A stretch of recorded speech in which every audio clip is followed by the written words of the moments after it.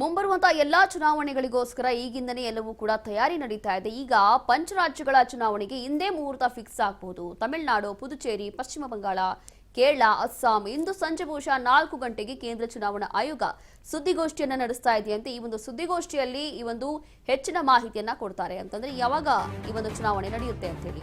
ಬಾಗಲಕೋಟೆ, ದಾವಣಗೆರೆ ಉಪಚುನಾವಣೆಗೂ ಕೂಡ ಇಂದೇ ದಿನಾಂಕ ಫಿಕ್ಸ್ ಆಗಬಹುದು. ಪಂಚರಾಜ್ಯಗಳ ಚುನಾವಣೆಗೆ ಇಂದೇ ಮುಹೂರ್ತ ಫಿಕ್ಸ್ ಆಗುವಂತಹ ಸಾಧ್ಯತೆ ಇದೆ. ಇಂದು ಸಂಜೆ 4 ಗಂಟೆಗೆ ಕೇಂದ್ರ ಚುನಾವಣಾ ಆಯೋಗ ಸುದ್ದಿಗೋಷ್ಠಿಯನ್ನು ನಡೆಸ್ತಾ ಇದೆ. ಈ ಒಂದು ಸುದ್ದಿಗೋಷ್ಠಿಯಲ್ಲಿ ಮಾಹಿತಿಯನ್ನ ಕೊಡ್ತಾರೆ. ಯಾವ ರಾಜ್ಯಗಳಲ್ಲಿ ಯಾವಾಗ ಚುನಾವಣೆ ನಡೆಯುತ್ತೆ ಅಂತ ಹೇಳಿ.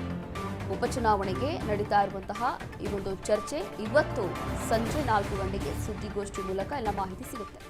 ಬಾಗಲಕೋಟೆ, ದಾವಣಗೆರೆ ಉಪಚುನಾವಣೆಗೂ ಕೂಡ ಇಂದೇ ದಿನಾಂಕ ಫಿಕ್ಸ್ ಆಗುವಂಥದ್ದು ಸಾಧ್ಯತೆ ಇದೆ.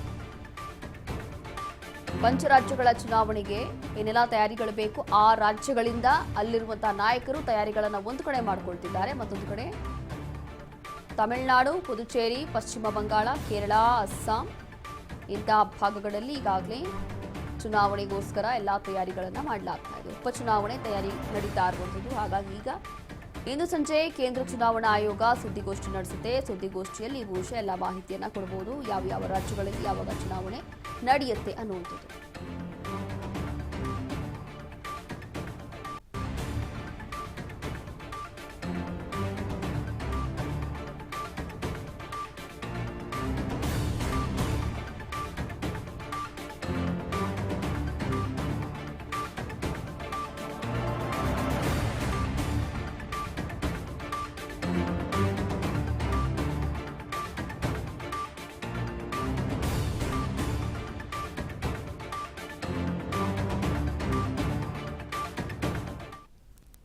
ಈಗಾಗಲೇ ಕೇಂದ್ರ ಚುನಾವಣಾ ಆಯೋಗ ಸುದ್ದಿಗೋಷ್ಠಿ ನಡೆಸುತ್ತೆ ಇವತ್ತು ಸಂಜೆ. ಅದಾದ ನಂತರ ಗೊತ್ತಾಗುತ್ತೆ. ವಿಶೇಷವಾಗಿ ಈ ಕಡೆ ಅಂತಂದ್ರೆ ಬಾಗಲಕೋಟೆ, ದಾವಣಗೆರೆ ಉಪಚುನಾವಣೆಗೂ ಕೂಡ ಇಂದೇ ದಿನಾಂಕ ಫಿಕ್ಸ್ ಆಗ್ಬೋದು.